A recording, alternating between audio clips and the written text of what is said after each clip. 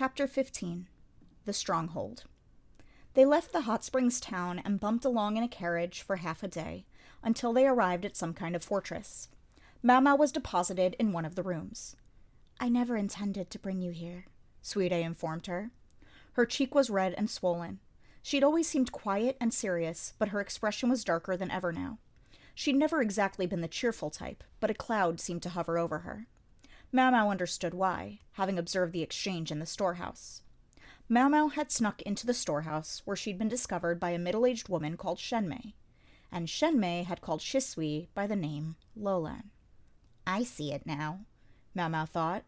She'd had an inkling. It would have been strange if she hadn't noticed anything. Mau Mau had met Consort Lolan only once, when she gave a special class to the Emperor's 4 favorite ladies and their ladies-in-waiting. Lolan, dressed in garish apparel, had taken in the lecture with hardly a twitch of her face. Consort Gyokyo, having a perfectly pleasant time, and Consort Lihua, ever studious, had asked questions. Consort Lishu had been in no condition to ask anything, as Mau Mau recalled. But Consort Lolan not only hadn't asked anything, but had hardly spoken at all the entire time. Mau Mau hadn't given it much thought. Of course a noble wouldn't feel obliged to speak to a mere serving woman like her. But now she understood. Mau Mau had realized Lolan, was well bred by her possessions and the nuances of her behavior. She'd hidden from the Empress Dowager so she wouldn't realize who Shisui really was. Probably the same reason she'd gone to another consort when Lishu had appeared in the bath. Mau Mau, meanwhile, hadn't noticed anything amiss when they'd first met over Mau Mau the cat, so Lolan hadn't been particularly careful around Mau Mau after that. "She's quite an actor, though." Other than her notable predilection for bugs, Lolan was a perfectly ordinary young woman. She could munch on snacks with Xiaolon and chat about the latest gossip. She was like a tanuki, fabled for its ability to transform itself. Her disguise had fooled them all. "Let's put her to the whip," Shenmei had said upon finding Mau Mau. She sounded almost cheerful. Her voice had all the gravity of someone suggesting a tea party in the garden. "Do you suppose 100 lashes would do? Go, ready a whipping post." "Lady Shenmei," Suide began.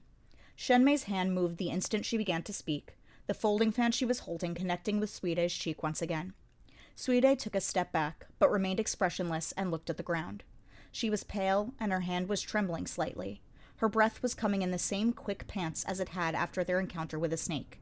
"This is bad, bad, bad," Mau Mau thought, feeling herself start to sweat all over.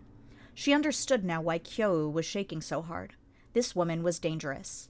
There were certain nobles you never wanted to meet, and this woman was one of them. Worse, Mau Mau was less than an insect in her eyes. She'd been discovered sneaking around where she didn't belong. Of course the woman would have her finished off under the guise of disciplining her. "And what about this little child? What shall we do with him? I suppose he does need to be taught some manners." Kyo, terrified, clung to Mau Mau. "Honored mother." Lolan, the ostentatious hairstick bobbing in her hair, stepped forward, her voice like a chill ring of a bell. "Didn't you say that we needed a new apothecary?" Then she looked at Mau Mau, but her eyes were vacant, like they belonged to a porcelain doll. Shenmei's face contorted for a second, but then she hid her mouth with her folding fan and studied Mau Mau. "She doesn't look like any apothecary I've ever seen." "I agree. But believe it or not, she's more than 30 years old. She spent her days testing medicines on herself until she's come to age more slowly than normal people." Lolan took Mau Mau's left hand and rolled up her sleeve, revealing the bandage-wrapped arm. "I know not which concoction it is, but one of them seems as if it may be connected to the elixir of immortality. She may find it, presuming she doesn't fail and die as the last man did." Lolan sounded downright nonchalant. "Elixir of immortality? The last man?" Shenmei knitted her brow, clearly disappointed by this. "If you say so, I suppose that's that, then." She flipped the shawl of her dress back and turned to the foreign emissary watching from behind her. "Shall we resume our discussion then, Lady Isla?" Shenmei somehow managed to sound condescending despite the respectful term of address. The foreign emissary with a veil over her head followed after her. Both, however, were women of no small pride, and each looked less than friendly toward the other as they walked along. Mau Mau was once again about to breathe a sigh of relief when Shenmei stopped. This apothecary of yours can't possibly do proper work in this place. Let's bring her back to the stronghold with us." A nasty little curl came over her rouged lips. Which brings us to the present moment. Mau Mau found herself in a storage space that was, she was told, the room the previous apothecary had been using. It was a bit of a mess, but there was certainly apothecary-ish stuff lying around, and a wicker trunk crammed to bursting with books. Mau Mau looked at Sweetie. "You're half-sisters? Different mothers?" She wasn't asking so much as confirming. "She's the only one who treats me like her older sister." What was there to say except that this helped everything make sense? She'd heard Lolan was Shisho's only daughter. Considering how fearsome his wife was, she hardly seemed like the type to afford equal treatment to a child she hadn't borne herself. Indeed, it seemed she hardly wanted Sweetie to exist. "Lady Shenmei despises me. It drives her to these things," Sweetie said, rubbing her red, swollen cheek. Mau Mau had a thought. "May I ask you something?" "What?" "Is it possible that Shisui was your name first?" Lolan seemed inordinately fond of the name Shisui. It was a perfectly ordinary name, but it combined the Shi of the Shi clan with the Sui of Sweetie. Far too simple as pseudonyms went. Anyway, the more common versions of the name would have used the character Purple for Shi, or perhaps Offspring. Lolan had chosen some unique characters, but the name sounded the same. "That's right," Sweetie said. "But when Lady Shenmei came back from the rear palace, she couldn't bear the thought of me, and she hated that one of the characters in my name was related to the clan." First, Shenmei had chased the young Sweetie and her mother out of the mansion, then treated them like servants. Finally, she'd taken even Sweetie's name, giving it to her own blood daughter as if it were a simple childhood moniker, as if she had done it out of spite. Thus, Shisho had 2 daughters, yet one of them had been raised in the lap of every courtly beauty to be offered as a flower to the emperor, while the other was shrouded in darkness to sow discord in the rear palace. Now Mau Mau saw why the assassins had made that attempt on Jinchi's life, if they were Shisho's agents. Even Mau Mau had heard more than once about the sharp difference in opinion between the 2 men about how the rear palace should be run. But something still bothered Mau Mau. She took the hair stick from her hair and looked at it. Shisui, no, Lolan, had told her it was valuable. Yet there was someone who could afford to simply give it away. Someone who wielded great influence even outside the rear palace despite his youth. Jinchi, the man who was more than just a eunuch. Indeed, who wasn't even a eunuch. Mau Mau stared at the hair stick, but then she stopped. "What is it?" Sweetie asked, watching her. "When you entered the rear palace as a eunuch, how did they examine you?" "Bit of an abrupt question, isn't it?" Sweetie said, looking at the ground. One might almost think she was embarrassed, but then she said, "It's a physical exam.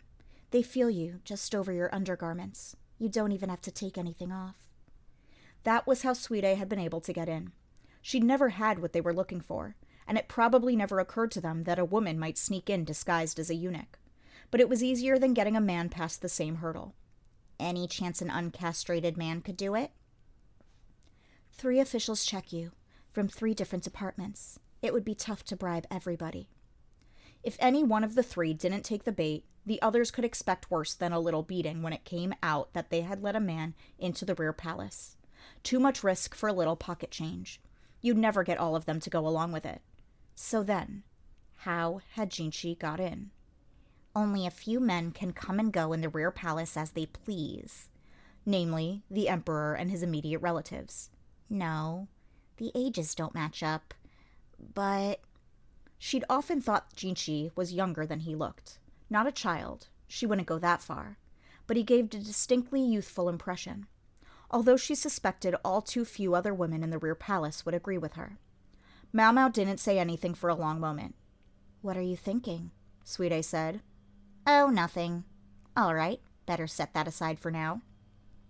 Come to think of it, she felt like Jinchi had been trying to have some kind of important conversation with her when they'd been on that hunt. Might it have had something to do with this subject? If she hadn't noticed, it was his fault for having such superb oxbezoars around. Oxbezoars made people insane. Fearsome things. But anyway, she had to think about the situation she was in now. They'd travel about half a day by carriage from the hot springs village. Judging by the position of the sun as she'd been able to make it out through the curtain, they'd gone north. Partway through the journey, the landscape had turned white, and snow had begun to fall. So we're either well to the north or up in the mountains, Mau Mau thought. Shenmei had spoken of a stronghold, and indeed, this place had high walls all around and a cliffside at its back. More a stronghold than a castle. That courtly-looking woman. In a stronghold? She didn't seem like the type to set foot in such a place. Then again, that could just be Mau Mau's bias. She knew from experience how tough and stubborn noble women could be, but this seemed like pushing it. It was almost as if Shenmei saw herself as at war. Wait. Mau Mau thought of the Feifa she'd seen in the storehouse. She thought about how unusual it was that a foreign emissary like the woman called Isla should even be in a place like this. So that's what's going on. There had been rumors for some time now that the emissaries had been in secret talks with someone or other. What if it had been the Shi clan? What if that was how the brand new Feifa had arrived? And what if the gun had been disassembled in order to understand it, so that more could be produced? Are you planning to start a war? Suide, who had been about to leave the room, stopped. It's not my decision to make. Considering what Lady Lolan said, I'd suggest you get started on the medicine. Oh, you don't have to ask me twice. You don't have to ask me at all. Good.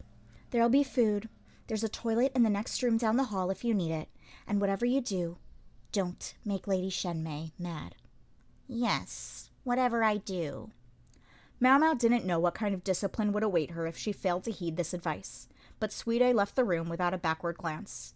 All right, what to do now? Mau Mau looked around the room, thinking. The entrance was locked. There were bars on the windows, and the ground outside was piled with pure white snow.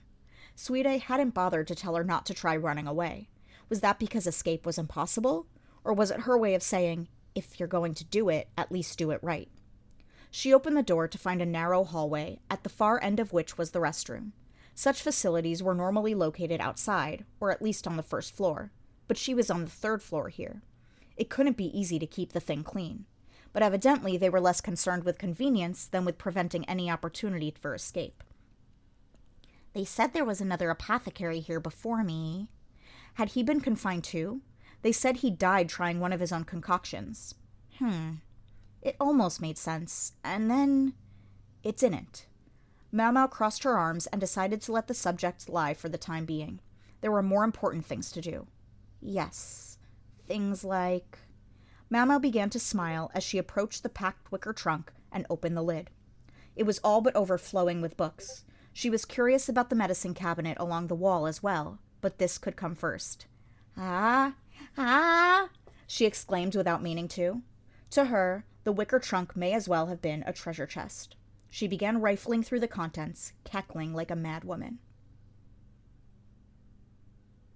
It was always Suide who brought her meals, which consisted of soup and a side vegetable. Not bad, even if they did tend to be a little cold. There were a lot of dried ingredients, though. They could almost have qualified as field rations. Mau Mau sat on her bed with her legs crossed. She'd had a look through all the books in the room. She thought it had taken about 5 days, although it was hard to be sure. It wasn't exactly good manners to rest her chin on her hands and her elbows in front of her, but there was no one here to scold her. A war. What a thing to stumble on. Mau Mau glanced out the window for a moment. Everything was white outside. She suspected the harvest was over, and they were approaching the time of year where there would be no farming to do. She thought she'd heard it said once that war was something that happened when the farmers had too much free time. From what she could see through the window, they appeared to be on a very high ground with a mountain at their backs. Not a bad location for a stronghold. She sketched a map on the tabletop with her finger. If they were in the northern lands, Shihokushu, then this stronghold must have been located right on the country's border. Mau Mau tossed herself back on the bed, grabbing her hair. She tried to picture a half circle to the north of the capital. 10 days by boat. Then walking to the hot springs village, and then another half day by carriage. Were there any mountains in that range? If I'd known things were going to turn out like this, I would have studied. The exam for court ladies had included some questions about geography, she seemed to recall. But every time she'd open the book to study, she'd only end up falling asleep, so she hardly remembered any of it. She did remember Jinchi's lady-in-waiting Suiren drabbing her awake. I even miss the jabbing now. Just then, Mau Mau heard raised voices from the hallway. She recognized one of them. Curious, she hopped off the bed and put her ear to the door. "Young master, you mustn't play here." "Aw, why not? I haven't explored over here yet." It was Kyo. They must have brought him here along with Mau Mau. She remembered Suide frowning at the idea. She could hear other children behind him. "Wait, there are other kids here?" "What are you doing? You'll miss out on your snack." "Whatever. Hey, save some for me." Mau Mau, rocked by the realization that there were children in the stronghold, slid down against the wall and let out a long breath. This place might be built like a fortress, but it was all too obvious what would happen if it came to a siege. As far as Mau Mau was aware, the current emperor was a relatively merciful ruler, but there were still lines that were not to be crossed. One palace woman who had attempted to kill a high consort had been sentenced to hang, and her family mutilated. Some such measures were unavoidable if the emperor was to maintain his authority. Just imagine, then, what would happen if a rebellion on this scale were to be discovered. No member of the clan would be left alive, not even children and infants. Was that why the children were here? Because someone who understood the stakes had brought them? Mau Mau sighed again. She hugged her knees to her chest, resting her chin on them. She should just forget about everyone else. She didn't have time to be thinking about things like this. And yet her heart was unbearably, inescapably heavy.